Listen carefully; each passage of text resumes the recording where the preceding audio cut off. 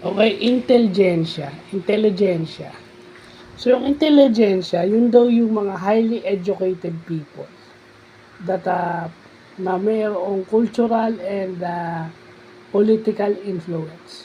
So, ito yung mga taong intellectually elite, yung sobrang talino, na pwede nilang impluwensyahan yung political and cultural process ng isang lugar o ng isang area.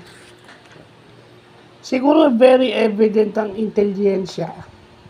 Bagong word to very ang intelligentsia nung nung mga sinaunang panahon. Say for instance yung panahon ni Lord, yung mga Pharisees, Sadducees, sila yung masasabi mong intelligentsia nung mga panahon na yun because ang kanilang knowledge sa law ni Moses o doon sa Ten Commandments at doon sa mga Jewish traditions ay napakataas.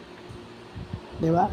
Kahit sila ay under the Roman rule, pero yung influence sila sa mga tao, culturally and politically, nandyan. So, yun pala ang ibig sabihin ng intelligentsia, ano?